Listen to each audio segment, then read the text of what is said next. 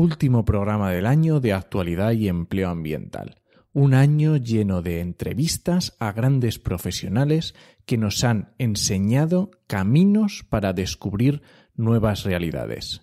Y terminamos con un formato algo diferente. Espero que te guste. Comienza Actualidad y Empleo Ambiental, un podcast de Juan María Arenas y Enoc Martínez.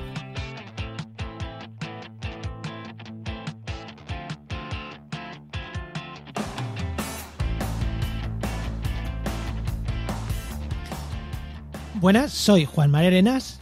Y yo, Enoc Martínez. Y este programa cuenta con el patrocinio de GeoInnova, la Asociación de Profesionales del Territorio y del Medio Ambiente. Hoy, en el programa 81 del martes 15 de diciembre, tenemos un programa diferente. Vamos a tener una tertulia hablando de infraestructura verde de nuevo, pero eso va a venir después.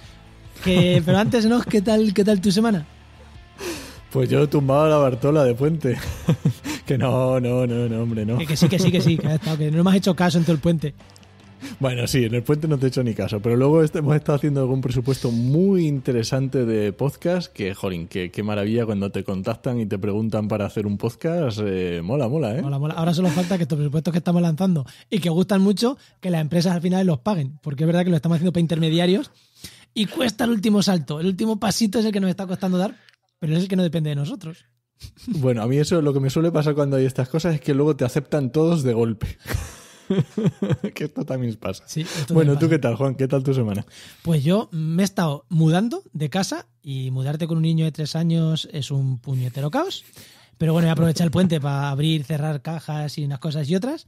Y aparte, en cuanto a curro, que es lo que aquí interesa, pues metiéndole bastante un empujoncito a GeoInnova. Ya sabéis que estamos trabajando con ellos, mejorándoles o llevándoles la parte de blog y del posicionamiento SEO en buscadores.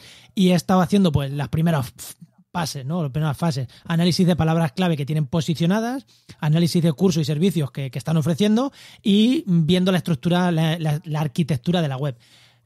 Importantísimo. Muy interesante. Siempre que entras en un proyecto, primero ver el estado inicial, para después tocar. Entonces, estamos el estado inicial, ver cómo estamos todo, para después ir ya implementando las mejoras necesarias, y he estado con eso. Y como me encantan esos temas, he currado hasta en el puente, ¿no? Hasta en el puente he currado. Bueno, anda, ¿vamos con los invitados? No, vamos con los invitados después. Porque va a ser una tertulia, los vamos a presentar después. Vamos a ir primero con el empleo. Venga.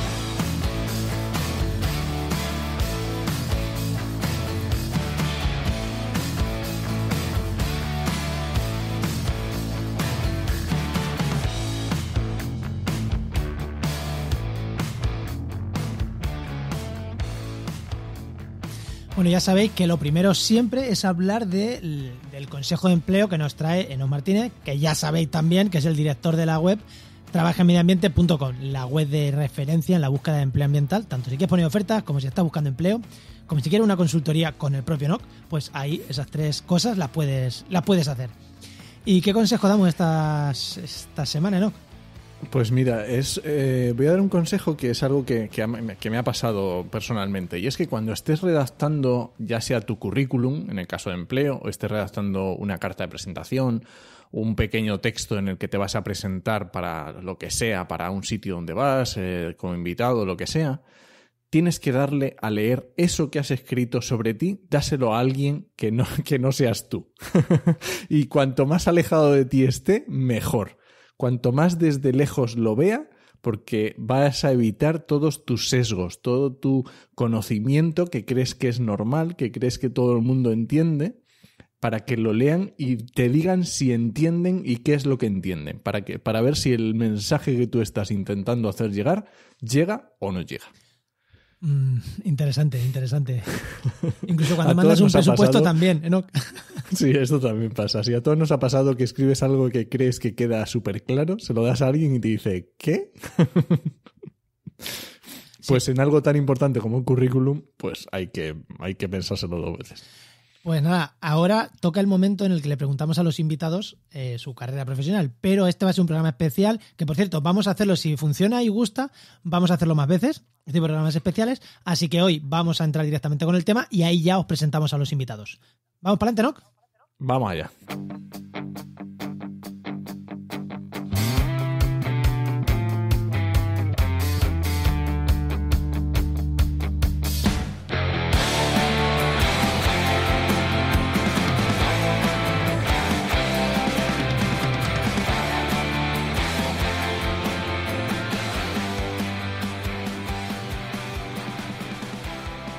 La infraestructura verde es una red estratégicamente planificada de espacios naturales y seminaturales y otros elementos ambientales diseñada y gestionada para ofrecer una amplia gama de servicios ecosistémicos. Esto quizá os suene porque fue lo mismo que dije hace 2 programas, en el programa 79, donde hablamos de infraestructura verde. En aquel programa hablamos con Jordi Cortina de tanto de la estrategia de infraestructura verde estatal como de la ley de biodiversidad o la plataforma, la estrategia de biodiversidad europea. Pero ahí hablamos de conceptos muy de ecología, Jordi Cortina es ecólogo, muy generales, y eso queríamos aterrizarlo sobre el terreno, queríamos llevárnoslos un poquito a cómo esto se ha desarrollado, qué se estaba haciendo hasta ahora, porque esto no nace hoy, y lo hemos aterrizado sobre el terreno. Y para aterrizarlo sobre el terreno, hoy nos hemos traído a 3 invitados de lujo en este programa especial para hacer una tertulia sobre este tema. Así que lo primero, presentar a los invitados, que ya os hemos dicho que los íbamos a presentar después. Por un lado tenemos a José Vicente Sánchez Cabrera, que es licenciado en Geografía y experto en desarrollo local y profesor asociado a la Universidad de Valencia. Muy buenas, José Vicente. Buenas, ¿qué tal? ¿Cómo estamos? José Vicente, ya le recordaréis de algunos consejos que nos ha traído y alguna sección patrocinada, pues aquí le tenemos otra vez.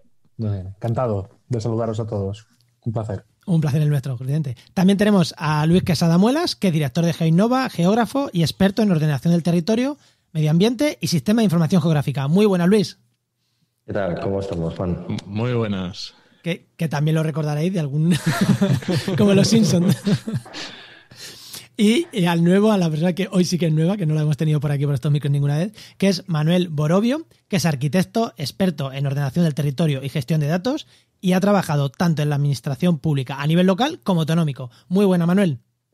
Muy buenas tardes, Juan. Muy buenas tardes. Muy buenas, Manuel. Encantados. Bueno, pues como veis, un plantel yo creo que bastante bueno para hablar de lo que vamos a hablar, cómo la estrategia de la infraestructura verde se ha desarrollado, cómo se está desarrollando y terminaremos hablando temas de futuro.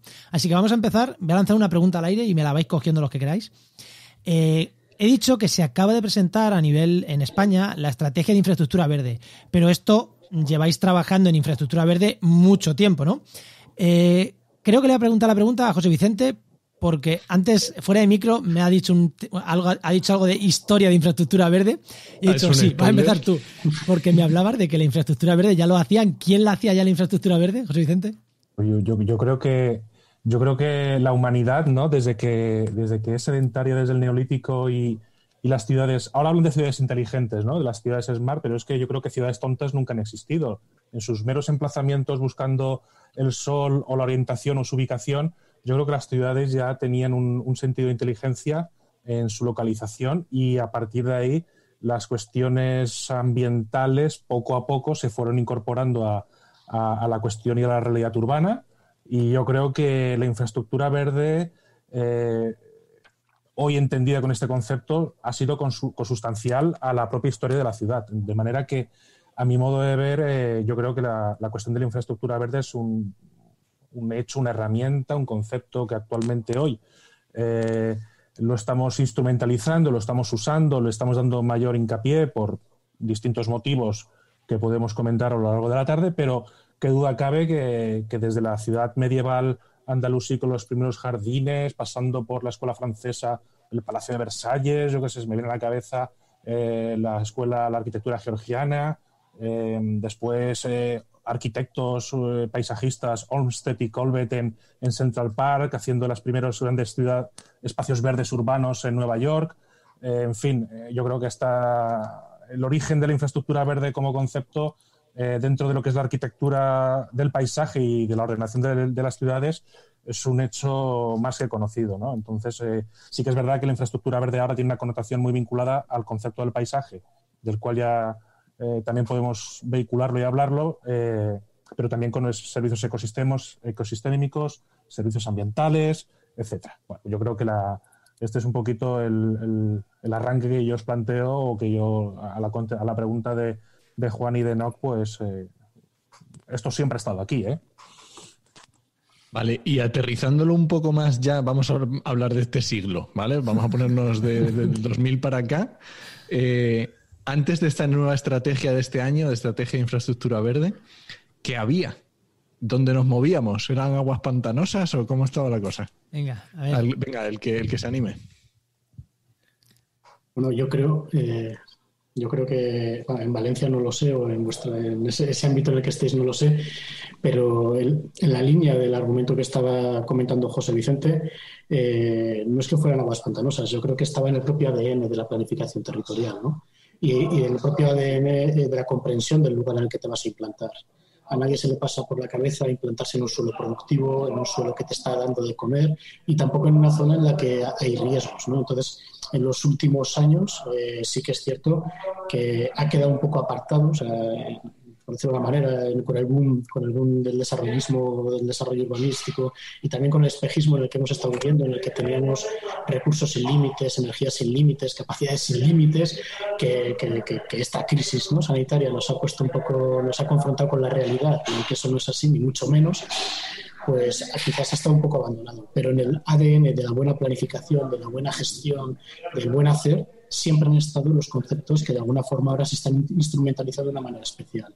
Entonces yo creo, hablando de la propia experiencia, ¿no?, que es de lo que me vamos a hablar, me gustaría mencionar pues las cosas que se llegaron a plantear en Cantabria en 2016-2018, que hay en Valencia también han tenido experiencias, pero en ese proceso en el que nosotros estábamos trabajando, precisamente lo que hacíamos era condicionar el desarrollo de crecimientos urbanísticos a no pisar esos suelos productivos, por ejemplo.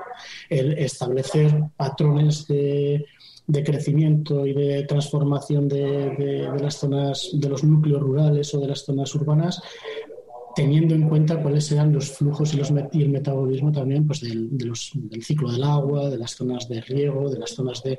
Entonces, yo creo que todo eso ha estado ahí, está ahí, y yo creo que ahora lo que hace es simplemente hacerse mucho más visible y presente, ¿no?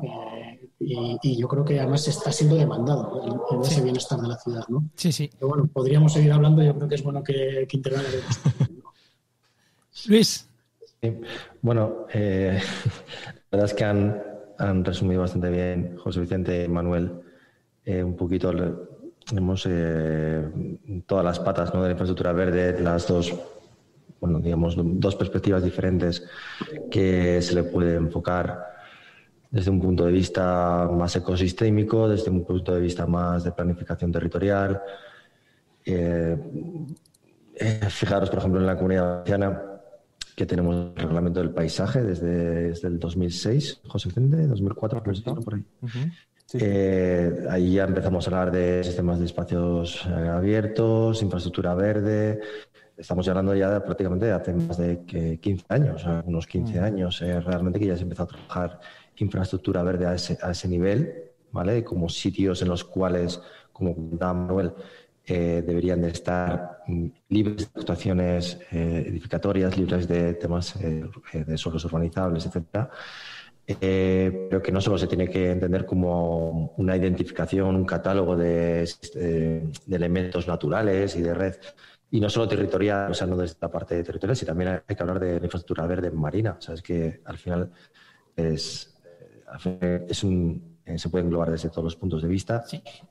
Pues desde el reglamento de paisaje, en la Comunidad Valenciana ya se viene trabajando todas esas cuestiones de infraestructura verde, que poco a poco, aquellos que trabajamos en ordenación del territorio y el urbanismo, hemos visto cómo se ha ido evolucionando esa idea de infraestructura verde, cómo se ha ido enfocando desde el punto de vista del paisaje, cómo el paisaje se ha metido en lo que es la ordenación del territorio, cómo se ha priorizado ese punto de vista a la hora de enfocar o de pensar o repensar el modelo de desarrollo territorial, ¿vale? Y al final el paisaje es todo, no solo es aquello que es verde, sino que es todo. Y si enfocamos la infraestructura verde desde el punto de vista del territorio y el paisaje, evidentemente, estamos al final acabando en que infraestructura verde se tiene que ver desde un punto de vista integral, ¿vale? O sea, no solo ecosistémico, sino también a la hora de planificación urbana. Sí, sin duda. Hablabais de Valencia, hablabais de Cantabria. Estas iniciativas en Valencia, que se empezó a trabajar hace ya casi 15 años, a nivel del resto de sitios de España, ¿ha habido normativa, ha habido legislación que haya favorecido esta infraestructura verde de una manera o de otra? ¿O esto ha sido algo que, oye, alguien lo hacía bien y para adelante y alguien lo hacía mal y pues lo hacía mal? ¿O sí que había una normativa más o menos en todos sitios en esa línea, ¿no? De intentar hacer las cosas bien? ¿Qué conocéis todavía hablando del pasado? Yo no, vamos a ver, sí que hay proyectos, sí que ha habido intervenciones, fue muy significativa. Yo creo que es un ejemplo clarísimo que hay que seguir de buena planificación, todo lo que es el trabajo que se hizo en torno en la gestión del entorno de Vitoria. Es un ejemplo de una referencia clarísima que todos tenemos en la cabeza, todos y todas tenemos en la cabeza cuando estamos hablando de cómo trasladar esas dinámicas naturales y esas soluciones basadas en la naturaleza a un tejido más urbano, ¿no? También desde esa misma perspectiva y enfoque se planteó la Bienal, la exposición de Zaragoza, todo un ejercicio que tuvo que ver con la gestión del agua, la recuperación de espacios. Y aparte de eso también nos encontramos con que, insisto en una cuestión que es eso, del ADN. En buenos proyectos, igual no lo llamaban infraestructura verde, pero sí que estaba el concepto ya recogido, ¿no? En las directrices de ordenación del territorio de Galicia se hablaba precisamente de esa necesidad de entender esa forma de planificar, de gestionar el territorio de una manera integral, ¿no? De la manera en la que estaba comentando Luis hace un rato, que es esa visión que te da, la visión holística. O sea, el por qué de alguna manera lo podemos asociar más al paisaje es porque desde el paisaje se tiene una visión mucho más sistémica, mucho más compleja, mucho más holística de la realidad, en la que se interrelacionan todas las cuestiones, ¿no? Desde lo antrópico y del manejo cultural del territorio que va conformando y construyendo ese paisaje, que si se ha hecho bien, ya está incorporando los servicios ecosistémicos que de alguna manera cosen o dan sentido a toda esa infraestructura verde, ¿no? Entonces, a mí, experiencias podemos empezar a buscar y yo creo que no pararíamos en tratar de pequeñas experiencias, proyectos, desde la construcción de edificios que pueden llegar a funcionar a intervenciones en ciudades, ¿no? Pero luego, a nivel normativo, yo creo que no. O sea, a nivel normativo e instrumental, yo creo que no, pero tampoco creo que eso sea malo. Yo creo que no, pero ahí me parece que también es cierto que en el contexto actual en el que tenemos, voy a decir igual, no sé, una promiscuidad legislativa, ¿no? Tremenda. Normativa brutal para luego pues no querer cumplirlas o buscar excusas para no cumplirlas, ¿no? Yo siempre hemos dicho que nuestros instrumentos y las normas no son nada si no hay voluntad de cumplirlas, ¿no? Entonces nos podemos a poner muchas medallas con muchos textos normativos, instrumentales y demás, pero ¿qué más da? Si luego no las vamos a cumplir, ¿no? Entonces yo creo que lo importante es experiencias, proyectos y cuestiones que se vayan poniendo en marcha. Y creo que de eso sí que podríamos encontrar. A nivel legislativo no me cabe, igual José Vicente o Luis tienen en la cabeza algo. Yo sí que es posible, no sé si vamos a encontrar algún tipo de similitud, ¿no? Sí que es posible que cuando empieza el urbanismo moderno, a partir de la ley del suelo del 56 estatal, ¿vale? que había en su momento, y aún antes, cuando las leyes de ensanche, cuando caen las murallas decimonónicas y se plantean medidas higienistas y se abren las ciudades, yo creo que si hablamos de escala y a nivel urbano, siempre ha habido pues estándares y niveles de llenar de clorofila las ciudades para oxigenarla, para tener ese espacio, esa ágora, ese ámbito público que nos permite hablar de una infraestructura de escala urbana, que yo creo que es un punto de análisis y de trabajo muy concreto y que se relaciona con la calidad de vida, con los sistemas de espacios de conexión entre personas, en fin, flujos de tránsito entre ellas, vinculado a la realidad urbana, al caos de las ciudades. Y yo creo que ese es un nivel de intervención de la infraestructura verde que desde entonces ya habían ordenanzas en ese sentido que, por supuesto, incorporaban un tipo de infraestructura verde con una serie de funciones muy concretas, ¿no? Cuestión distinta podría ser después con la ordenación del territorio más posterior o con la primera legislación del suelo a nivel estatal, pues que, por ejemplo, lo que es la zonificación de un término municipal o de un territorio, cuando se decide qué es urbano, qué es algo que está a punto de pasar a ser urbano, ¿no? Suelo urbanizable, o cuando se protege el resto del territorio, directamente se excluye de él, de alguna de las maneras aunque no estuviéramos en ese momento manejando el concepto de infraestructura verde, en realidad estábamos hablando de sistemas de espacios abiertos, de algún tipo de suelo no urbanizable en alguna categoría concreta y en algún tipo de regulación, de manera que en ese contexto esa infraestructura verde de escala territorial que sale del ámbito urbano, de la ciudad consolidada, edificada, hecha, también tendría un sentido ya de condicionante en la toma de decisiones en el territorio y la organización del territorio. Entonces yo pienso que hay que hablar de infraestructura verde, a mi modo de ver, desde distintas escalas. La escala territorial tiene un nivel de intervención muy claro, las normativas empezaron a aparecer en los 80, 90, en algún caso muy puntual, ya en el Reino Unido, tal, y hubieron algunos trabajos en este sentido y posteriormente algunas comunidades autónomas incorporaron el concepto de infraestructura verde en sus planes territoriales.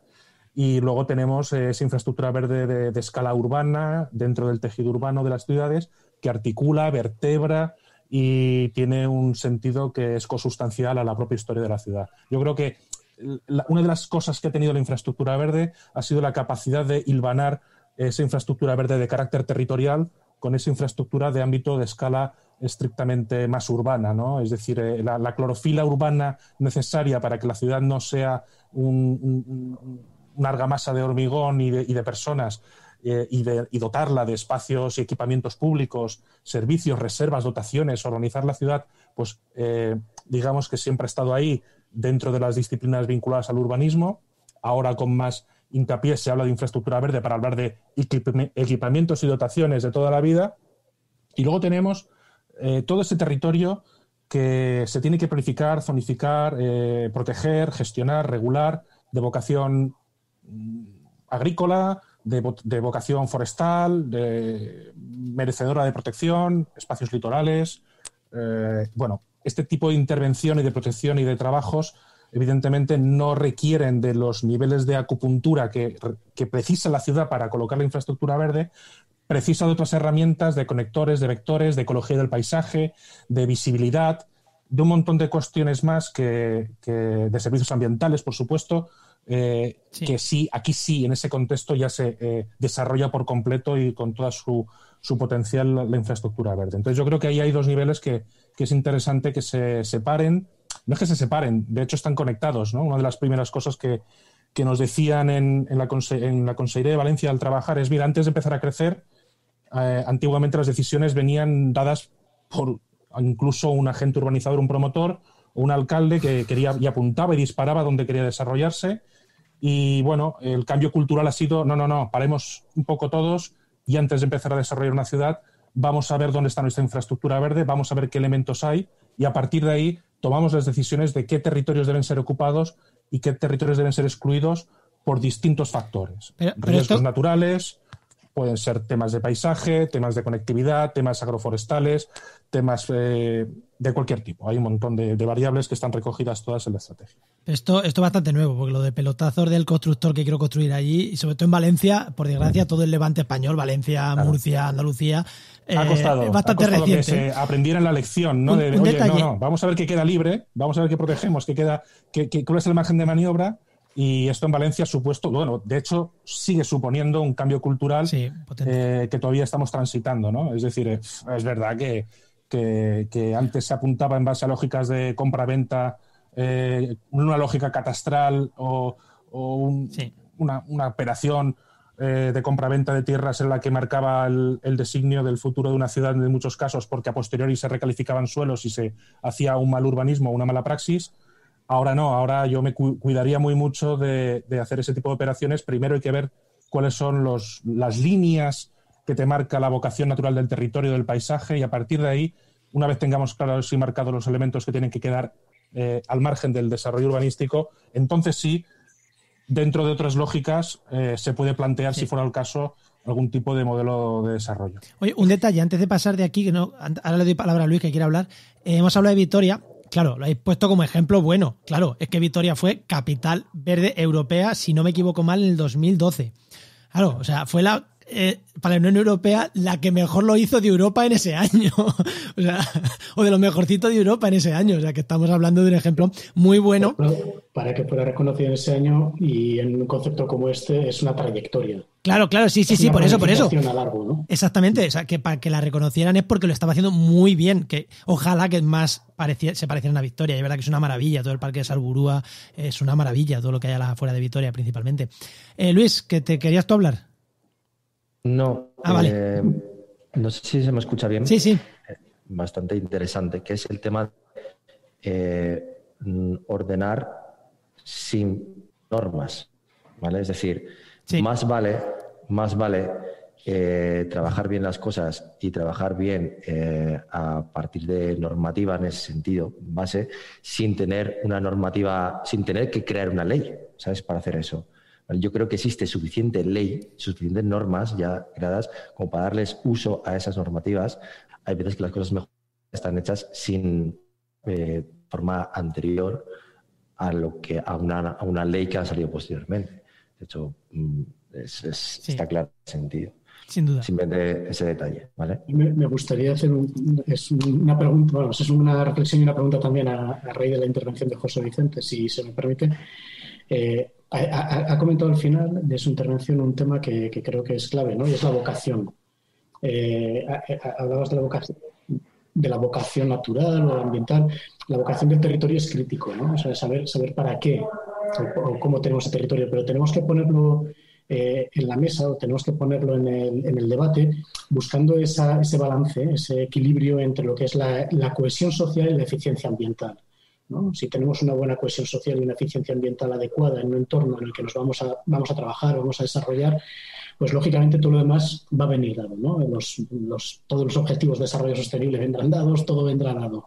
Si no existe una cohesión social o no existe una eficiencia ambiental en el sitio en el que nos estamos implantando, por algún sitio va a hacer aguas y entonces vamos a entrar en sistemas de quiebra y en riesgo, ¿no?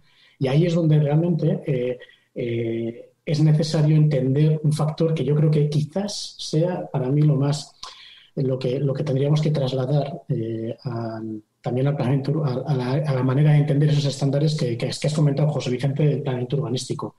Y es un concepto que creo que es clave, ¿no? Que es clave, pero no es el único, ni mucho menos, y es en el que muchas veces se está poniendo el foco, y es el de la conectividad. Cuando entramos en el espacio urbano, es cierto que hay mucha normativa, hay mucha regulación, hay mucha que te habla de estándares, de no sé cuántos árboles por persona, de zonas verdes, de hectáreas pero yo siempre he puesto el símil en la facultad y en los proyectos que hemos estado haciendo, de la necesidad de entender que esos sistemas verdes, esas zonas verdes, esas zonas libres, esos jardines, esos árboles, no pueden estar aislados porque entonces es como si tuviéramos un enfermo en la UBI. Continuamente le tenemos que estar asistiendo con los alimentos, con la energía, para que su metabolismo esté perfectamente encauzado. Por lo tanto, tiene un sobrecoste brutal si los diseñamos únicamente como respuesta a esos estándares, ¿no? Tenemos que pensarlo con esos espacios y esa necesidad de conectividad funcional, ¿no?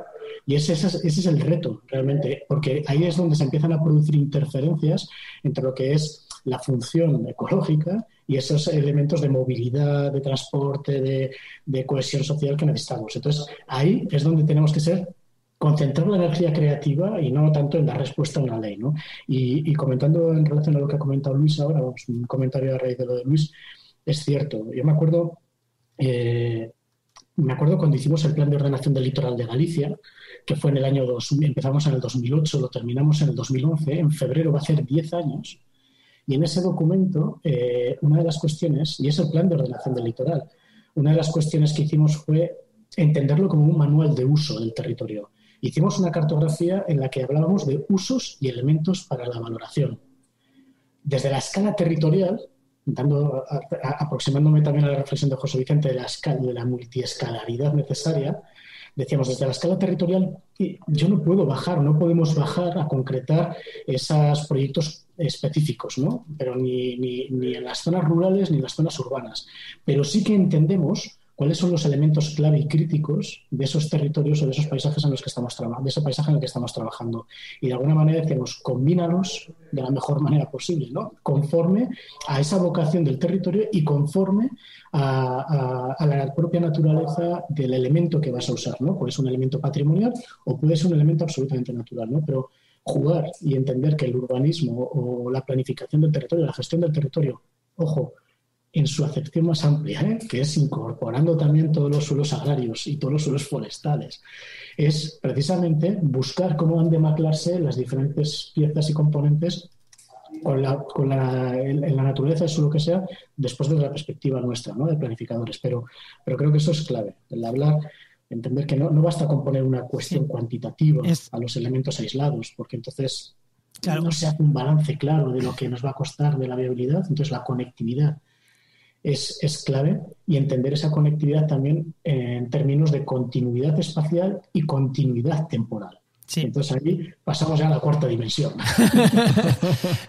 Un detalle importante, antes de que hable Enoch, es que la estrategia que hemos dicho, la estrategia que se acaba de aprobar de Estrategia de Infraestructura Verde, realmente su nombre es Estrategia Nacional de Infraestructura Verde y de la Conectividad y Restauración Ecológica, ¿vale? Que lo resumimos en infraestructura verde porque ahí dentro metemos lo de la conectividad, la restauración y tal, pero el nombre completo ya incluye el de la estrategia actual, el de la conectividad. Pero bueno, Enoch, que querías tú preguntar algo aquí.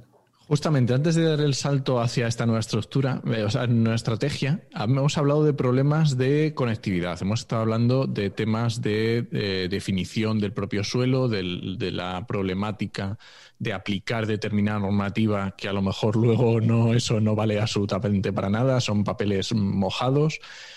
¿Qué más problemas le habéis visto, vamos a decir, en los últimos 20 años a la infraestructura verde en la aplicación directa? ¿Qué otras cosas diríais que fueron claves, además de estas que ya hemos nombrado? Yo identifico una crítica, la mirada sectorial. Ah, muy buena. La sectorización, la incapacidad de la administración y de los gobernantes y de la gran parte de los profesionales que trabajamos en el territorio de tener esa visión integrada. La incapacidad, a veces por deformación profesional y otras veces por aplicación del marco legislativo que se aplica de manera sectorial y separada y no coordinada.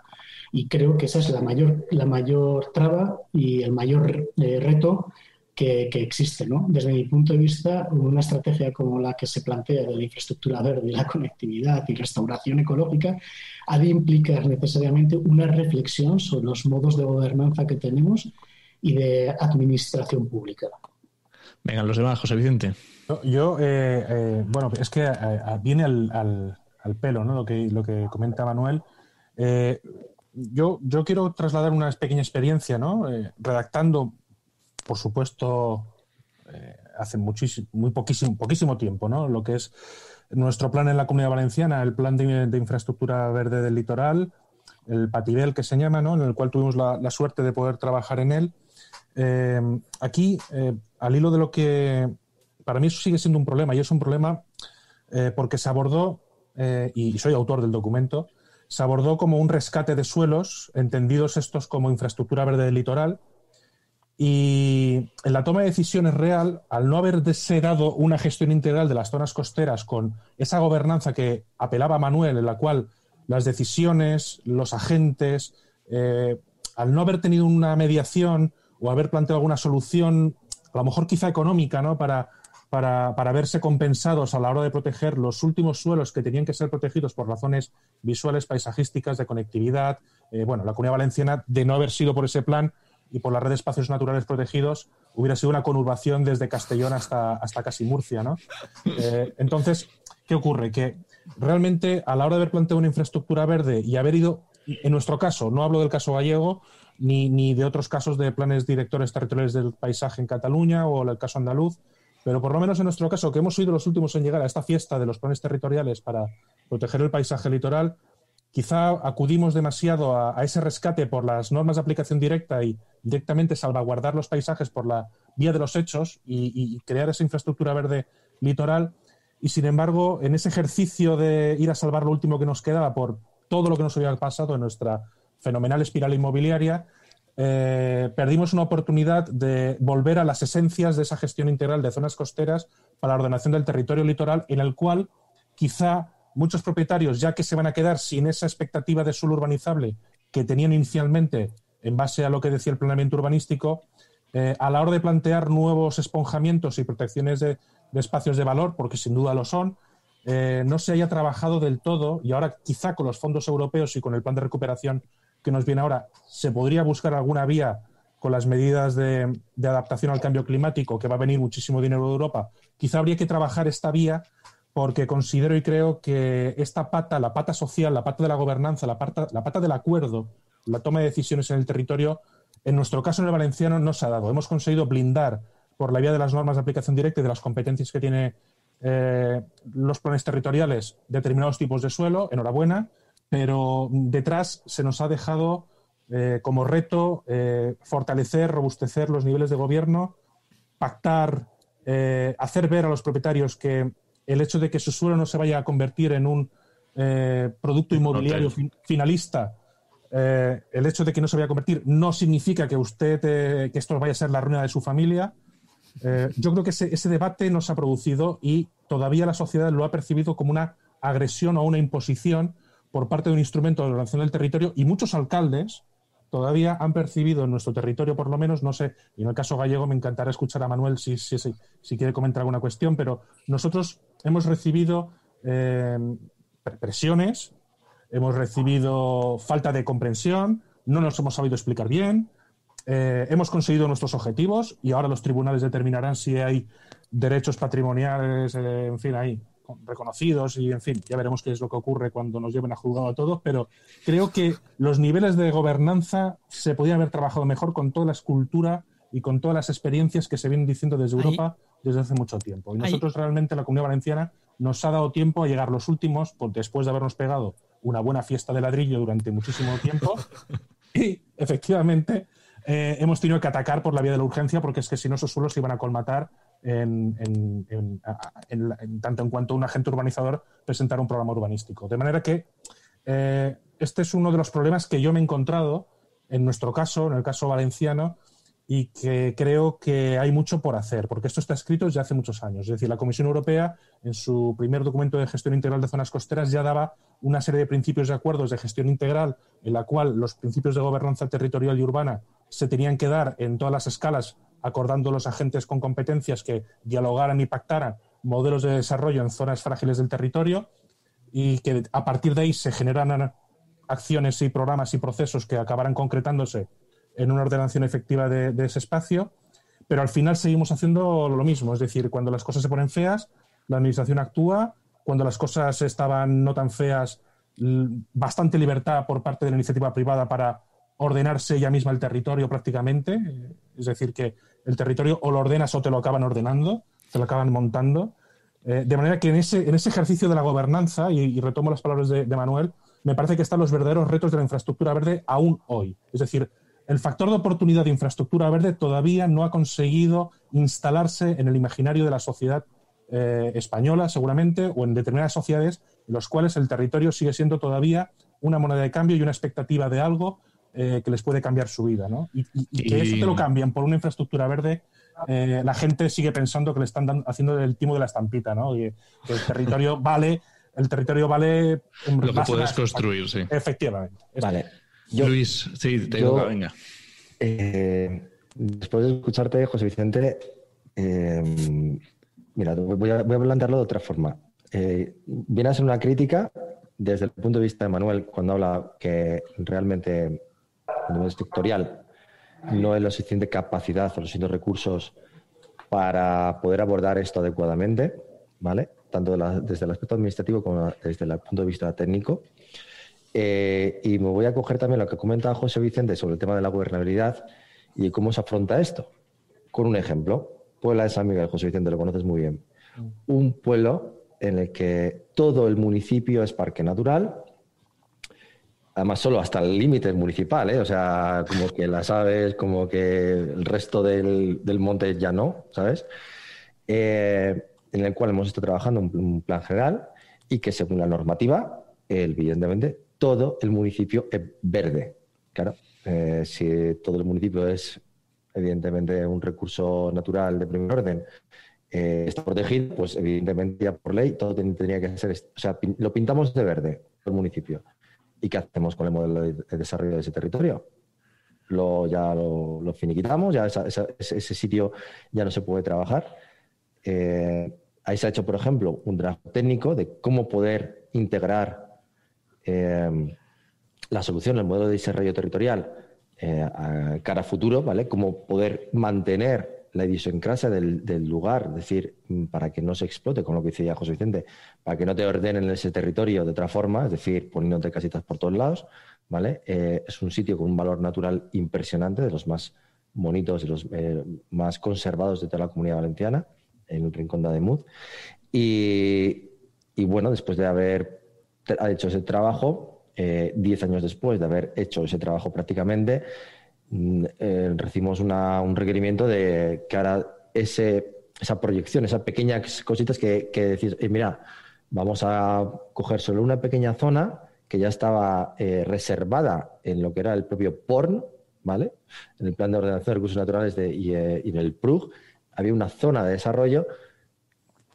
Menos de la zona de desarrollo es donde íbamos a poner, pues habilitar un pequeño restaurante, habilitar una pequeña casa de turismo rural, habilitar algo que diera un poco de economía al municipio, que diera un poco de movimientos del municipio, y te lo quitan. Basándose en, vamos a reservar esto, que la idiosincrasia del lugar justamente es preservar el lugar. Si tú a ese lugar no intervienes en absoluto, ese lugar muere. Y ya esto, si quieres, lo ligas con todo lo que es la despoblación, exploración de zonas interiores, etcétera. Ese lugar muere. O sea, acaban de definir que ese lugar pues muera de aquí a unos cuantos años, justamente preservando o entendiendo que es por interés de la infraestructura verde o de interés de la reserva natural. Realmente, si no tenemos esa forma integrada de ver el territorio, ¿vale? No solo desde un punto de vista natural, sino también de cómo buscar esa sostenibilidad en el desarrollo territorial. La palabra sostenibilidad implica las tres patas: económica, ambiental y social. ¿Vale? Si no buscamos ese modelo de territorial de desarrollo ligado con lo que decía José Vicente, con un modelo de gobernabilidad, es decir, si no damos pie a que existan gobernanzas o gobernabilidad inteligente, vamos a decirlo de alguna forma, o buena gobernanza, ¿no? Como también se suele decir, pues no tiene futuro. O sea, realmente es papel mojado. Es que un inciso, y seguro que Manuel va a decir un montón de cosas, pero es que el concepto de infraestructura verde aún hoy, a mi modo de ver, se sigue focalizando como si una infraestructura verde fuera una reserva india, ¿vale? Que no se puede tocar y que el territorio debe ser una reserva india. Y creo que en el análisis de alternativas a la hora de ordenar y planificar un territorio, para que haya ese equilibrio que tú estás comentando, la salida económica también debe darse. Pero ojo, debe darse atendiendo a esa vocación del territorio, atendiendo todo lo que ha comentado también Manuel. Sí, por supuesto, pero yo no sé, por ejemplo, no se puede plantear ahí meter un hotel de lujo. Tienes que, evidentemente, adaptarte a lo que es en el territorio. Tienes que buscar soluciones alternativas adaptadas al territorio, evidentemente. Buscando lo que dice Manuel, con la vocación, etcétera. Pero que evidentemente tienes que buscar una salida a que ese sitio se pueda desarrollar de alguna forma. Sí. Yo por alusiones, no voy a decir muchas cosas, pero creo que voy a decir una burrada. O sea, es posible que no sean muchas cosas, pero voy a decir seguramente una burrada. Y es que no estoy en absoluto de acuerdo con una cuestión, Luis. Vale. Y hace tiempo que lo llevo diciendo y por esto mismo recibo muchas tortas, ¿no? Y para mí la sostenibilidad no tiene tres patas, tiene dos. O sea, que es la eficiencia ambiental y la cohesión social. Y si hay una eficiencia ambiental y una buena cohesión social, la economía vendrá. Pero lo que no podemos poner en la ecuación, no podemos poner 1 más 1 más 1 igual a 3 en condición de igualdad, sociedad, economía y medio ambiente, porque hemos visto todas las trampas que se hacen en esa gobernanza pervertida, corrompida y con toda la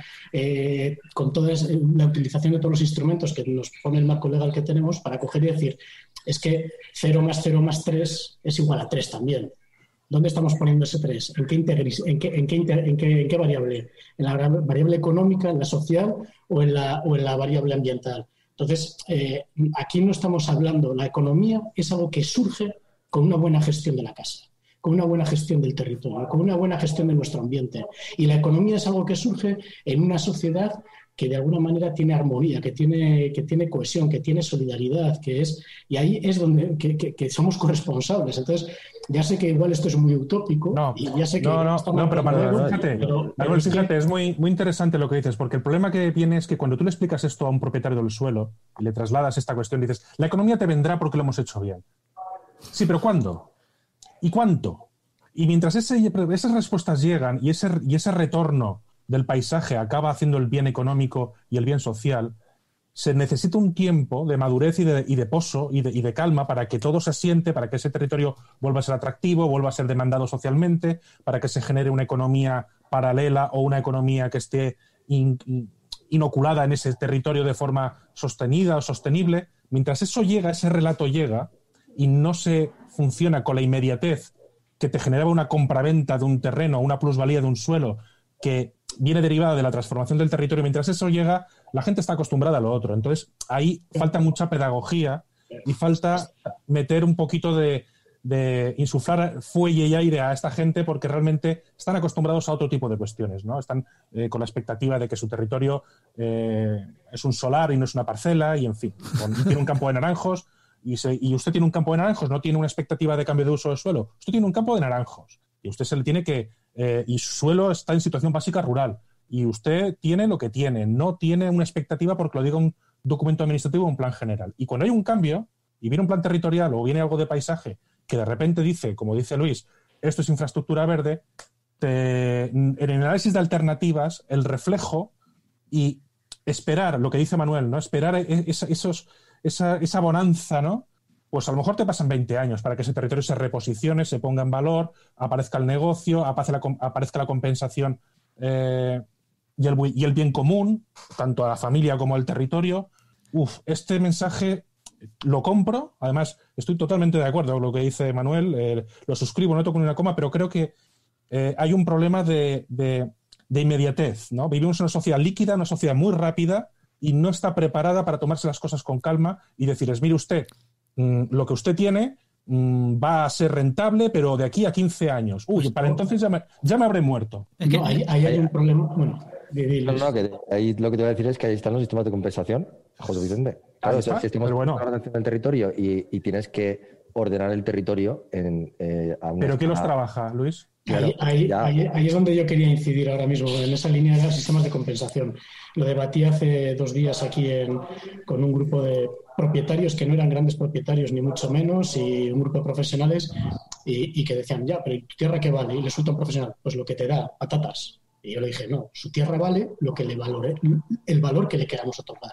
Y lo que no es justo es que en el sistema territorial, que es un sistema continuo, que no entiende de diferencias ni de clases de suelo ni de leches, perdón, estamos hablando directamente de que vale tanto ese suelo, ese patacal o ese pasto de montaña o ese roquedo que está alejado kilómetros del centro urbano como el propio centro urbano, como la propia milla de oro de ese centro urbano desde el punto de vista urbanístico. Y el problema es que los sistemas de compensación en la gestión de los procesos de urbanización y de los instrumentos los instrumentos de planificación territorial y urbanística, los aprovechamientos se reparten únicamente en aquellos aprovechamientos que son expectantes en cuanto a vivienda, usos comerciales y residenciales, pero no se están metiendo esos otros usos naturales, esos otros usos sistémicos, no se están metiendo esos ecosistemas. Y hoy en día tenemos capacidad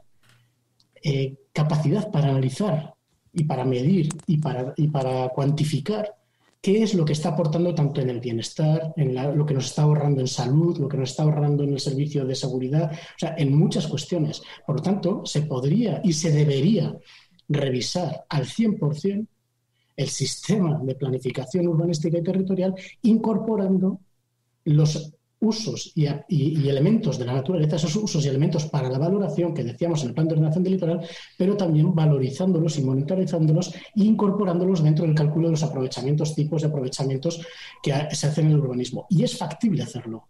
Otra cosa es que no se quiera. Y ahí voy a un último comentario, y es el interés general. Es decir, cuando como colectivo nos ponemos a hacer un plan territorial, un plan general, cuando colectivo empezamos a entender que tenemos que cambiar de sistema energético, estamos trabajando por el interés general. Y esa movilización de recursos generales desde la administración estatal, administración autonómica y administración local tiene que revertir necesariamente todo ese esfuerzo en el interés general. No puede ser que acabe residiendo única y exclusivamente en los que han heredado unas tierras.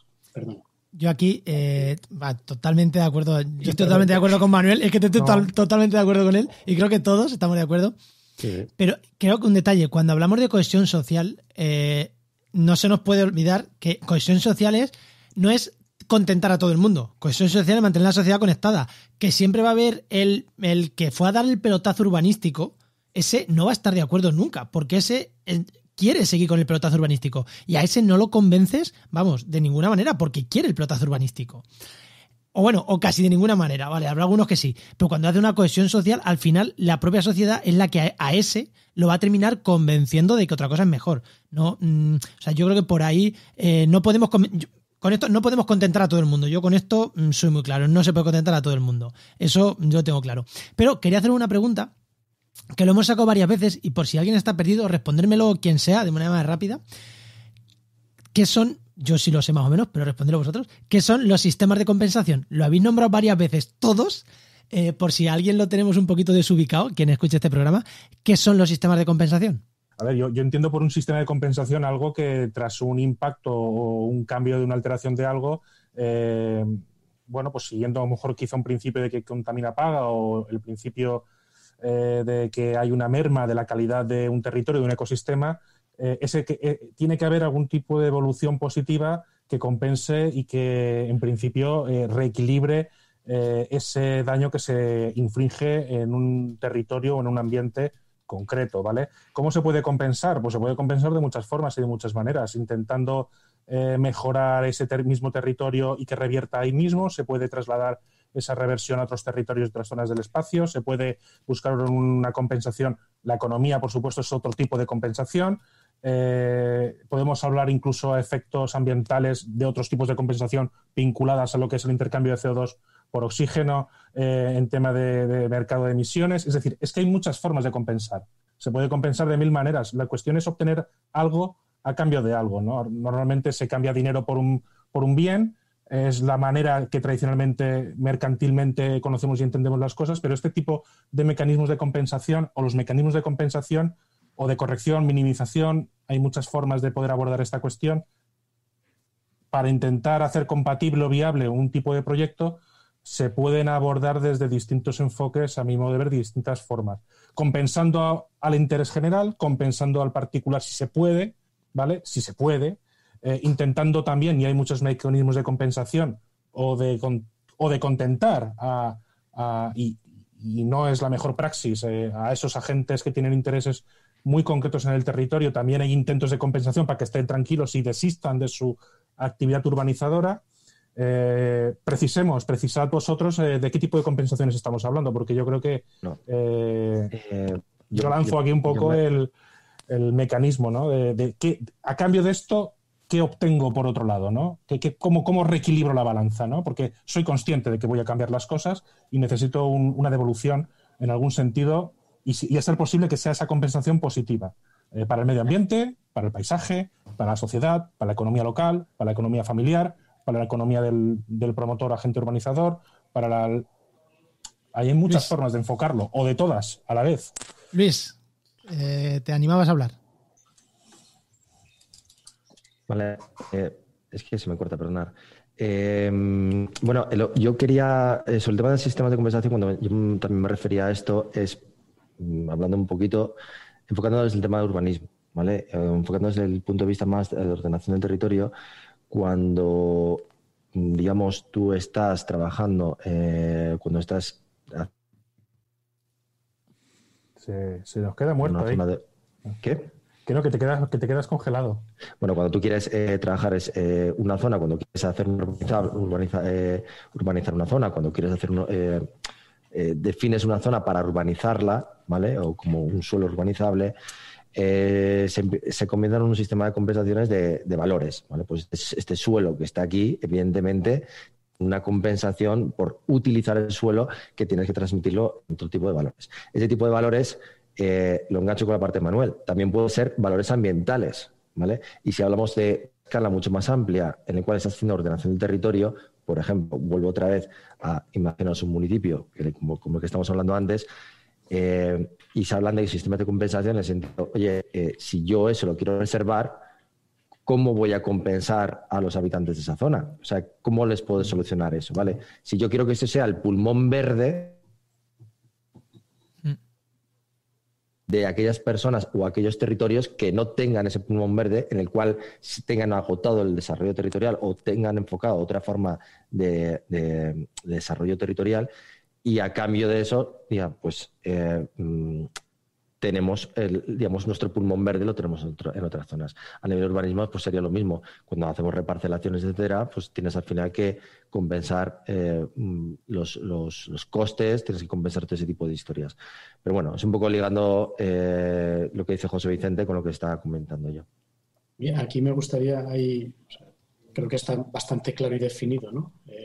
La compensación es compensar una acción que llevas a cabo, yo creo que eso está claro. Y para mí aquí suele fallar siempre la fórmula, ¿no? La fórmula de cálculo, claro, que es una fórmula lineal, lo que antes decía 1 más 1 igual a 3, ¿no? Usa 1 más 1 más 1 igual a 3.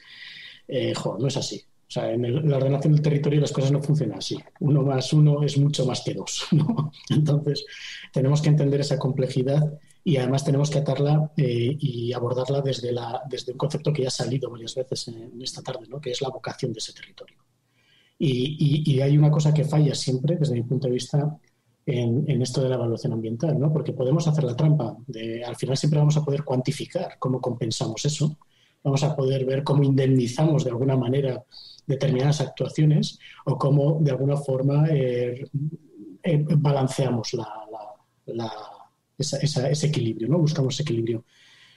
Antiguamente, y aquí yo soy optimista, ¿no? Porque hace ya bastantes años que dejó de hacerse aquello de yo voy a hacer aquí esta mina, voy a hacer aquí esta intervención y voy a estar restaurando a cientos de kilómetros una cosa que nada tiene que ver con el lugar en el que estoy interviniendo. Y a eso me valía. Yo voy a estar contaminando aquí con mi fábrica, emitiendo contaminantes, ¿no? Y cuestiones que afectan directamente a la salud de los habitantes y del territorio más próximos, o igual, dependiendo de las corrientes de aire, muy lejanos, y voy a compensar pues plantando no sé cuántos millones de árboles en no sé dónde para que así tenga yo un sumidero de CO2. Esto no debería ser así, debería ser en la línea que comenta Luis, atendiendo a ese interés general que están dando respuesta a esos paisanas o ese territorio sobre el cual se está interviniendo, ¿no? Y entendiendo también que esas medidas de compensación han de comprenderse de forma integral y global. Es decir, para que una ciudad pueda seguir creciendo y pueda seguir acogiendo nuevos habitantes, tiene que garantizar el abastecimiento del agua, que, por cierto, con toda la polémica y toda la discusión que pueda ser, cotiza en bolsa. Efectivamente. Sí. A ver cuándo empieza a cotizar en bolsa los suelos realmente fértiles, a ver cuándo empiezan a cotizar en bolsa para que la gente empiece a visualizar esto que de alguna manera todos ponemos sobre la mesa de ese valor que tiene.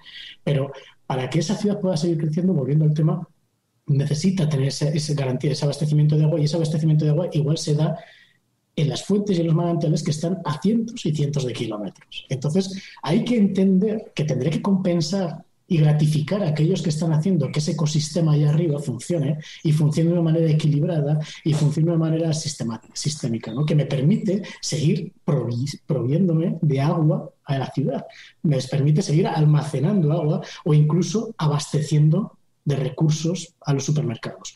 Voy yendo a ese símil, ¿no? La compensación debería ser mucho más amplia de cómo se ha entendido hasta ahora y debería tender a la vocación de ese territorio, a la naturaleza de ese territorio de manera global o de esos territorios.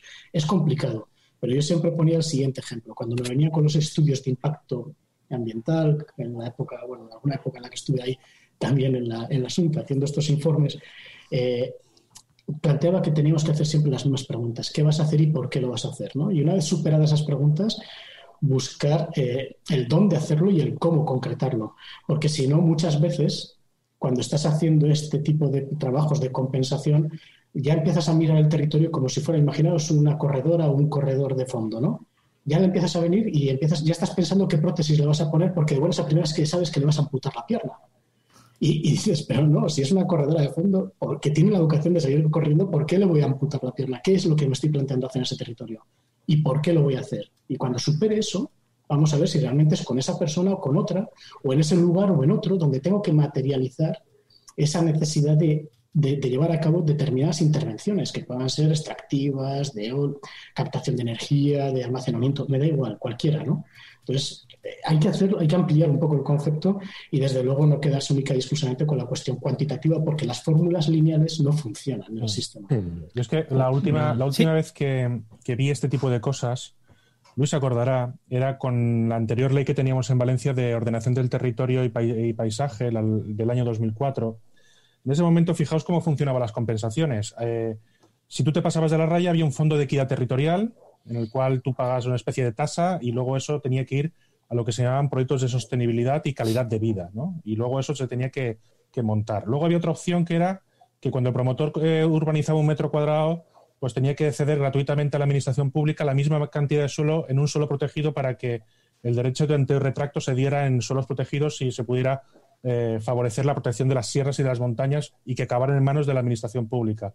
Y esto al final generó dos cosas. Primero, el dinero de esas multas o de ese principio de quien contamina paga no se terminó de desarrollar, esa bolsa de dinero que al final, para alimentar ese fondo de equidad territorial, para hacer estas compensaciones, al final nunca terminó ningún proyecto de calidad de vida tal y como se plantearon. Y dos, se consiguió que el territorio se organizara de forma bipartita. Por un lado, un crecimiento desordenado, un crecimiento masivo en algunas zonas, y se hacía la compensación y el promotor adquiría a precio de rústico suelos protegidos y que los cedía gratuitamente a la administración para protegerlo. Al final, no teníamos un territorio protegido o trabajado ambiental, social, paisajísticamente, de forma global, sino que teníamos un territorio muy cargado. Y teníamos, por otro lado, un greenwashing, una especie de lavado de imagen en el cual la administración adquiría terrenos de valor ambiental. Al final se dieron cuenta que si compraba la gente, como había una regla del metro por metro, que era una cosa que planteaba la ley, tú por cada metro que reclasificas me cedes 1 metro más y tenías que comprar 2 metros de suelo, el que transformabas y luego el que tenías que ceder, la gente empezó a especular y empezó a comprar suelo en la montaña a precio de suelo urbano. Al final la especulación se llevó a la montaña. En definitiva, tengo muy malas experiencias con todo este tipo de cuestiones y creo que darle precisión a los mecanismos de compensación, por lo menos en Valencia, cuesta muchísimo y al final la gente pues acaba mirando a fondos económicos o ayudas o subvenciones o compensaciones exógenas que no vienen derivadas de una capitalización del territorio que te genere una mejora y que eso revierte la sociedad, ¿no? Que eso sería realmente lo deseable, ¿no? Que lo que se acabe gestando en el territorio y ese beneficio se acabe redistribuyendo de forma equitativa y de forma social y solidaria con... Sí. Uy, se nos ha cortado, pero creo que hemos entendido bien lo que estaba diciendo José Vicente. Me vienen a la mente bastantes ejemplos de gente que compra así voluntades, ¿no? No voy a decir cierta ONG ambientalista, porque bueno, se llevan muchos fondos de estos de compensación y luego parece que están comprando voluntades, ¿no? Que es un poco también lo que quería decir. Yo creo que en la línea un poco también de lo que hablaba José Vicente. No sé si queréis puntualizar algo más o pasamos al último bloque. Me gustaría sobre esto de la conversación decir una cosa en la línea de lo que estaba comentando, o en la línea no, o a raíz de lo que comentaba Vicente, me viene una reflexión que creo que es necesaria, ¿no? Realmente el entender que estos mecanismos, yo entiendo que esos mecanismos de compensación sí que van a tener que, o sea, sí que se tienen que revisar necesariamente y que de alguna manera funcionarán siempre y cuando exista una planificación de carácter estratégica y global que entienda todo el suelo o todo el territorio en su conjunto, para evitar esas especulaciones, esos vaivenes, esos juegos de bolsa entre la valoración de los suelos, ¿no? Hay que entenderlos, hay que darles a todos su justo y su valor. Y es posible que en estos momentos debiéramos empezar a valorar mucho más alto y mucho económicamente hablando, ¿no? Lo que son los suelos realmente productivos, los suelos que están prestando servicios de carácter ecosistémico, ¿no? De regulación y de abastecimiento en este sistema. Es interesante, yo creo que es interesante, no, yo creo que es necesario abogar por esa estrategia, o sea, por esos trabajos de carácter estratégico y global que comprendan todo el territorio de una manera integral. Pues, integral. justo, y es ahí cuando puede entrar a jugar esa compensación. Justo me la has dejado votando en el área, ¿no? Porque quería preguntaros, quería preguntaros a futuro. Y justo me has hablado tú a futuro. No sé si Luis quería puntualizar algo, pero bueno, como os quería preguntar que cómo lo veis a futuro, cómo veis el desarrollo de esta estrategia estatal, que una estrategia al final se tiene que concretar en leyes, se tiene que concretar en proyectos, se tiene que concretar en partidas presupuestarias. ¿Cómo veis, y vamos a intentar que sea de una manera breve, cómo veis el futuro, ¿no?, de esta estrategia o de estos planes, si es necesario leyes más duras, si es necesario una más concienciación social para que sean los ayuntamientos los que con proyectos pequeños lleven a cabo acciones muy valiosas? Eso, ¿cómo lo veis a futuro? ¿Cómo lo veis que va a pasar y cómo creéis que debería pasar? Las dos cosas. Y empieza Luis. Vale. Yo, haciendo un resumen de todo esto, lo que pienso es que va a haber que hacer mucho trabajo de educación, mucho trabajo de gobernabilidad, y sin ese trabajo, que ya hemos comentado anteriormente, sin ese trabajo está abocada a que no a papel mojado. Entonces, a futuro yo pienso que poco a poco se va a ir implementando pequeñas estrategias en territorios definidos, o comunidades autónomas muy definidas. Ahora, por ejemplo, en Navarra, por ejemplo, se están sacando la infraestructura verde. Es decir, se va a ir poco a poco haciendo.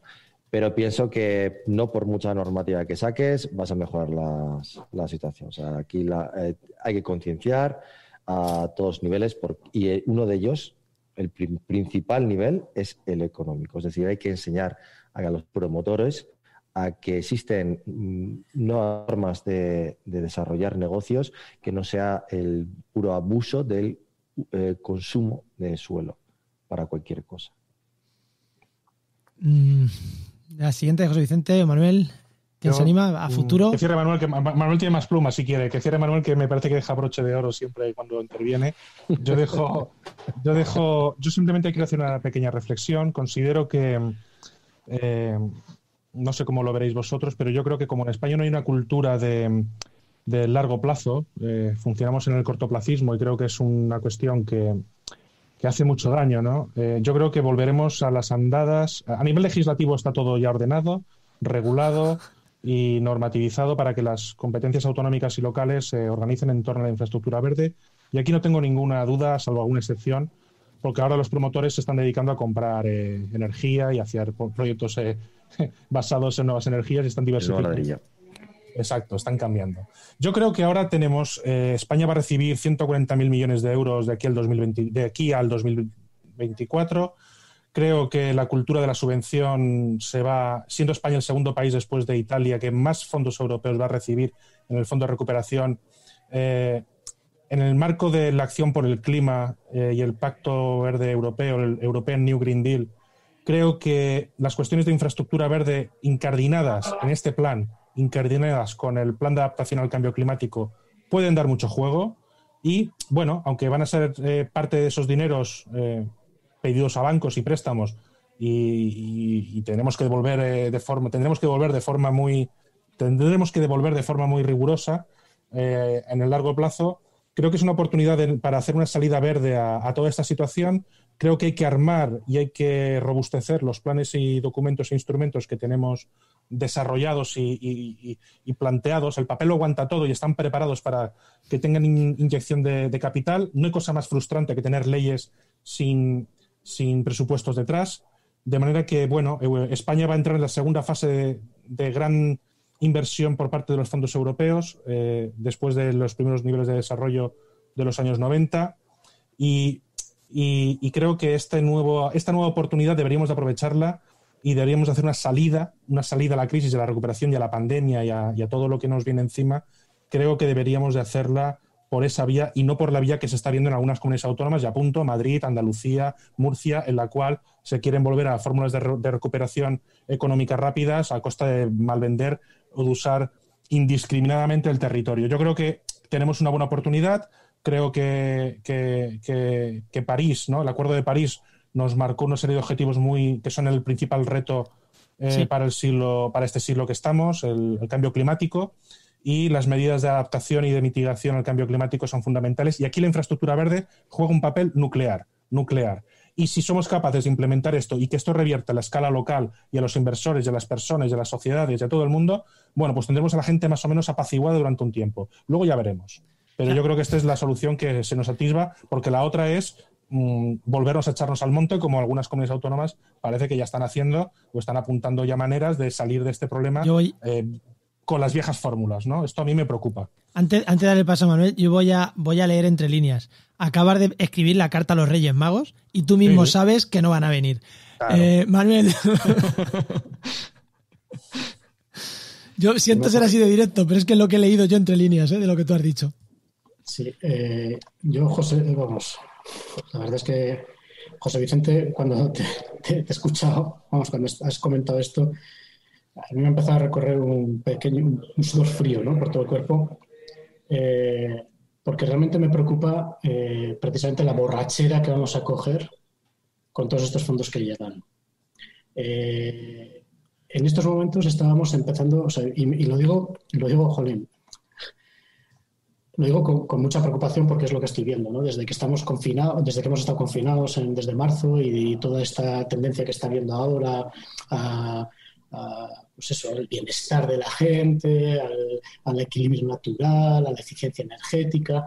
Estamos empezando está habiendo un proceso de reconstrucción de discursos, de relatos, en las que los términos se están vaciando de contenido otra vez, ¿no? Y estoy viendo cómo de alguna manera hay todo un armazón, nos está preparando un armazón para dar respuesta precisamente a consumir esos recursos que nos van a llegar de Europa, ¿no? El escenario jurídico y legislativo que tenemos en estos momentos, no solamente en las comunidades que has mencionado, sino en muchas otras, es un escenario que se haya estado trabajando para salir de la crisis del año de la que estábamos, de la crisis económica.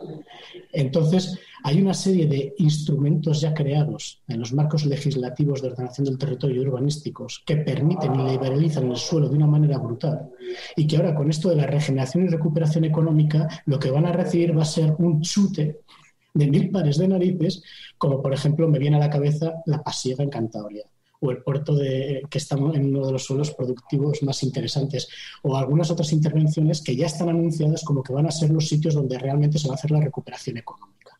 Entonces, creo, y lo has dicho, y lo hemos hablado ya esta tarde, que este tipo de colocones que nos vamos a pegar de fondos económicos no son buenos en el contexto en el que estábamos. Mucha gente estábamos trabajando a largo y a medio y largo plazo, asumiendo cambios generacionales. Yo, cuando en el año 2011 puse en marcha la estrategia de paisaje de Galicia, pusimos en marcha en educación secundaria la asignatura de sostenibilidad y paisaje. Eso fue en el 2011. Estamos en el 2021. Ahí es una asignatura optativa, pero ya ha habido más de 9.000. O sea, es una burrada la cantidad de masa crítica que ha empezado a recibir eso. Se puso en marcha el grado de paisaje con 2 universidades gallegas, precisamente para empezar a capacitar a los técnicos, para saber decir cómo integrar las cosas, cómo incorporarlas, ¿no? Yo la estrategia de la infraestructura, vamos, el plan y el objeto del debate de esta tarde, lo veo con expectativa, con muchas dudas y con gran preocupación en estos momentos, precisamente por el despiste o los cantos de sirena que podemos tener con ese espejismo de dinero infinito que nos viene de Europa.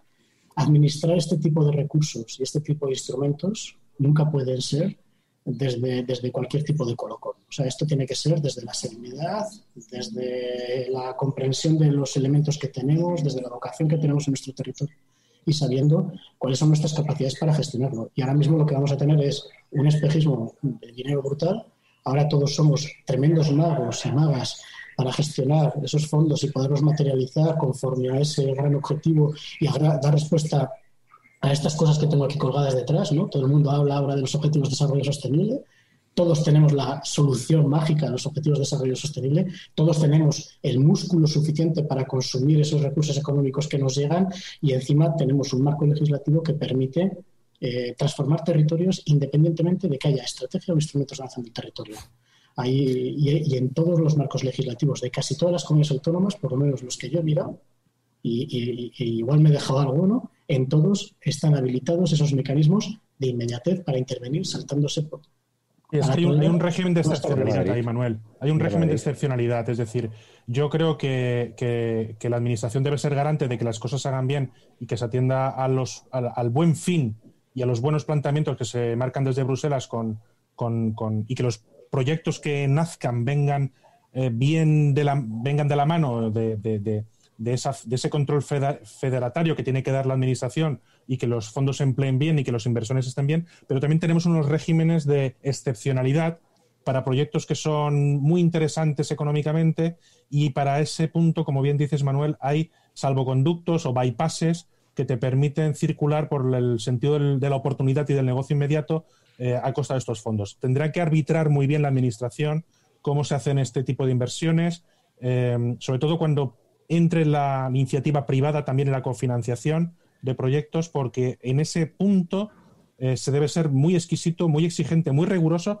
pero tampoco hay que bloquear los fondos, porque España tiene un 40% de eficiencia de captación de fondos europeos. Eso es bajísimo. Es decir, España va a ser el segundo país al cual se le ha consignado, tras Italia, el Fondo de Recuperación de Europa, pero es que si miramos los fondos de cohesión, el Fondo Social Europeo, los fondos FEDER históricos a lo largo de los fondos europeos de la Unión Europea en España, es que tenemos una eficiencia del 39% de capitalización de proyectos europeos. De manera que... pero eso ya es un melón que ya es difícil que nos metamos aquí. Claro. Entonces digo, más eficiencia, mejor conducción y atención a los regímenes de excepcionalidad para determinados proyectos que en el amparo de una crisis se pueden llevar por delante el buen hacer de los técnicos y de los funcionarios. Sí. Le voy a dejar a Luis una frase porque le me ha parecido que quería. No, vale, pues ya está, perfecto, genial.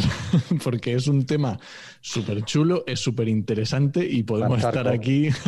Sí, podemos estarnos un montón. Entonces, para ir terminando, simplemente, el momento spam que nosotros le decimos, contadnos un poco, os vamos dando paso y nos contáis dónde la gente puede escucharos, dónde puede encontraros vuestra web, en redes sociales, dónde estáis.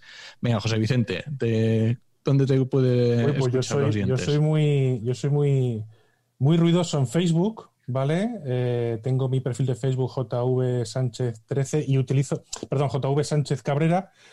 Soy muy ruidoso porque intento meter bastante lío en redes para que la gente sobre todo piense, no me mojo tanto, intento dejar ahí un poquito la información y que la gente saque sus conclusiones, no. Y luego pues nada, soy profesor en el Departamento de Geografía de la Universidad de Valencia asociado, pero cuando digo soy asociado es porque soy consultor y toda la vida me he dedicado a la actividad privada, profesional, privada, y cuando digo privado lo subrayo porque me ha tocado lidiar muchas veces con el lado oscuro, ¿vale? Muy buena. Venga, Luis, cuéntanos. Yo, otra vez, soy director de GEINNOVA. Nos podéis encontrar en geinova.org. Nos dedicamos a formación, proyectos de consultoría, junto a José Vicente, junto a Manuel, junto a muchos colaboradores. Y nada, perfecto. Perfecto. Te conocemos, vamos, encantado. Manuel, cuéntanos. Pues yo soy un artesano del territorio, como me gusta definirme. Y por lo tanto hay veces que es difícil encontrarme. No tengo Facebook, lo tuve pero lo quité, lo dejé de utilizar. Twitter tuiteo poco, es verdad. Se me puede encontrar en LinkedIn y aunque suelo decir que soy una proyección física de mi realidad virtual, eso habla de lo limitada que es mi existencia, porque realmente tengo muy poca proyección virtual, ¿no? Pero si tecleáis Manuel Borovio, gracias al nombre y al apellido, no es demasiado complejo encontrarme, ¿no? Y llevo con mi mujer la empresa que se llama Aptemas, que es, un taller de estudios ambientales y sociales dedicado a la planificación estratégica territorial y a los cambios de modelo de negocio dentro de la administración pública, ¿no? Y focalizados desde hace 2 años que dejé de colaborar con el Gobierno de Cantabria en pequeñitos municipios. No, aunque me puse el objetivo de no ir a municipios de más de 5.000 habitantes, no lo he conseguido cumplir. Estoy con ciudades más grandes, pero ese es mi objetivo, pequeños lugares en los cuales podamos aportar mucho. Pues muchísimas. No sé si querías decir tú algo más. No, que nos ha quedado un debate súper chulo y para estar un buen rato más. Sí, nos ha quedado aquí Sí, tema sí. para estar un rato más. Normalmente el programa es una hora. Hoy nos vais a perdonar los oyentes que nos hemos ido a hora y media, pero si has llegado hasta aquí es porque te ha parecido súper interesante lo que hemos tenido, que a mí, yo aquí escuchando, ¿no? Igual, Me ha encantado. a mí me ha encantado y con esto tenemos para tirar del hilo y llenar una temporada entera del podcast. Así que seguro que estos temas los seguiremos tratando.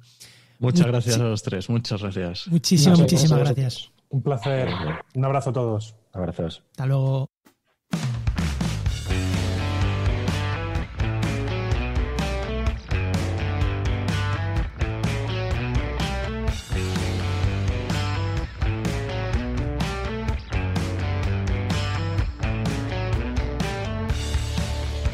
Pues vámonos ya con la herramienta patrocinada, ¿no? Que el programa ya se nos ha quedado, como siempre, con la entrevista va el programa largo, así que vamos rápido con la herramienta. ¿Y a quién tenemos hoy, no? Pues hoy tenemos a Roberto Matellanes, que es ambientólogo, autor del blog His and Beers y profesor de Sistemas de Información Geográfica de Geinova, que por supuesto es una pasada de patrocinador. El Muy mejor que buena, tenemos. Roberto. Hola. Bueno, ¿Qué tal? Roberto. Bueno, la última vez que viniste por aquí, yo te piqué un poquito y te dije, ¿hoy no nos traes algo de His? Y dijiste, pues en la siguiente te prometo que te traigo algo de His, así que hoy nos vuelves a traer algo de Pues His, sí, ¿no? claro, es monotema mío. Por eso la gente sale corriendo. Cada vez que me ve dice, ya me va a dar la turra con los mapas. Hoy traemos una herramienta cartográfica, efectivamente.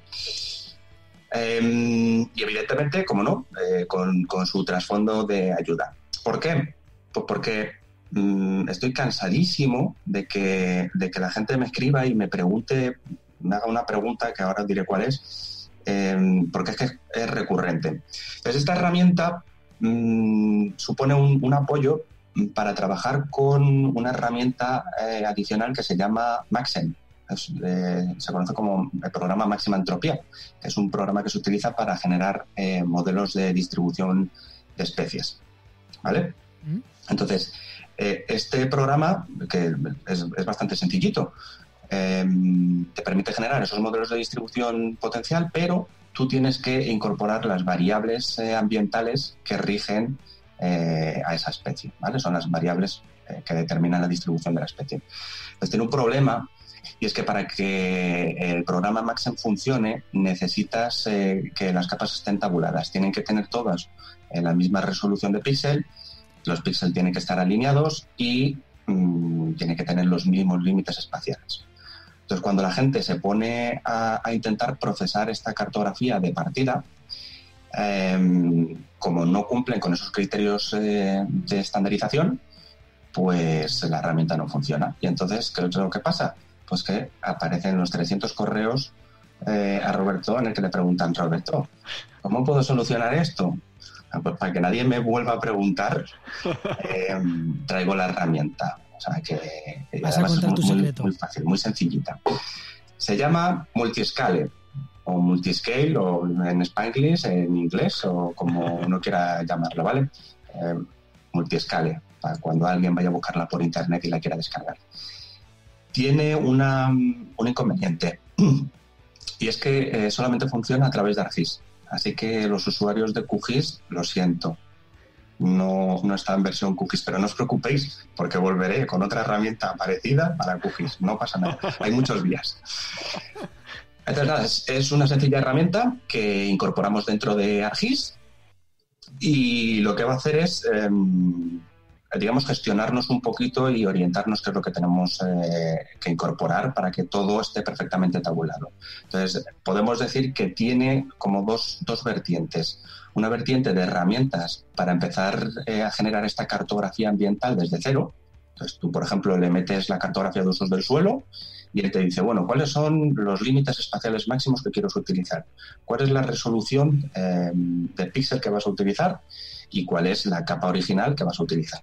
Pues tú lo incorporas, él lo procesa y te genera ya la capa.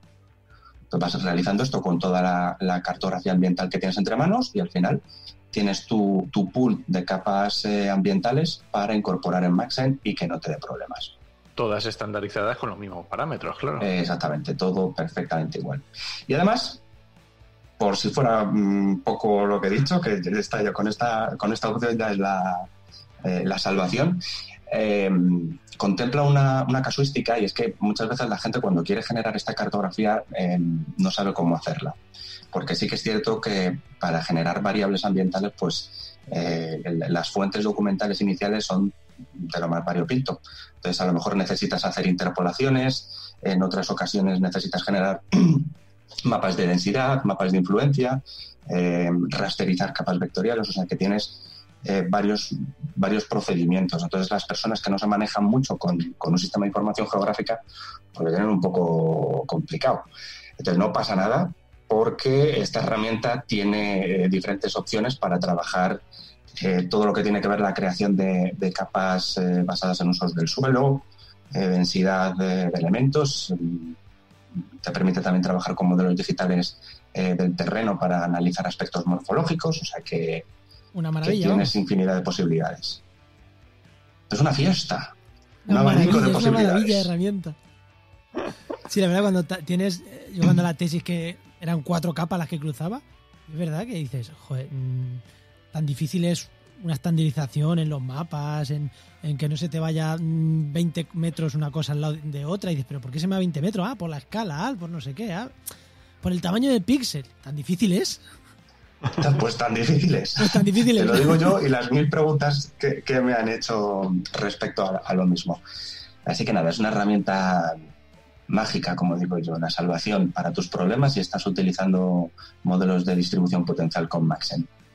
Eso y darle al vino son las dos soluciones que tienes cuando tienes este problema, ¿no? Y si lo puedes hacer a la vez, genial. Bueno, la cerveza, en tu caso la cerveza, ¿no, Roberto?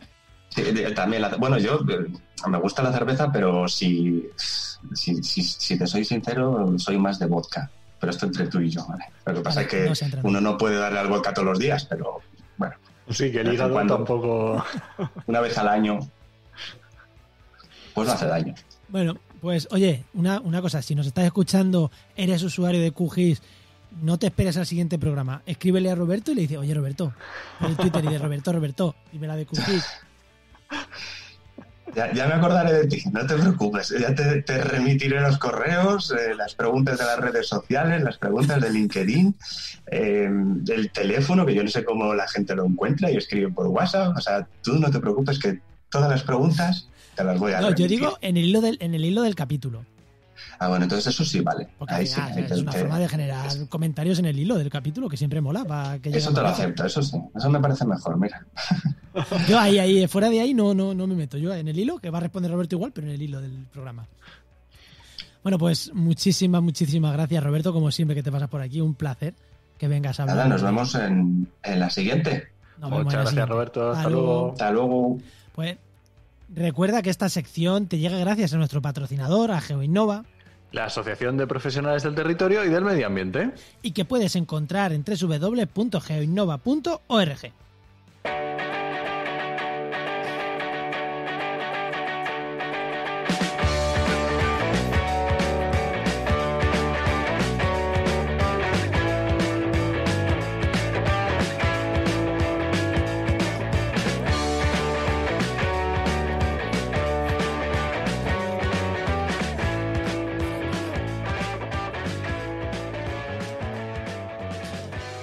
Bueno, Enoch, programa especial.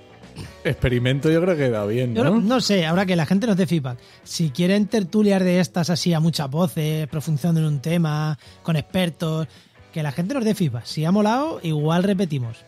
Ya sabemos sí, estaría bien. O sea que, oye, igual repetimos con otras tertulias de vez en cuando de este tipo. Bueno, que se nos ha quedado un poquito largo esto. Venga, vámonos. Vamos con las recomendaciones. ¿Qué nos recomiendas? Mira, pues yo iba a recomendar un podcast, ya que estaba hablando al principio de SEO. De SEO, optimización para buscadores, ¿eh? No hablamos de SEO Verlife. Bueno, de eso hablamos, pero no abiertamente.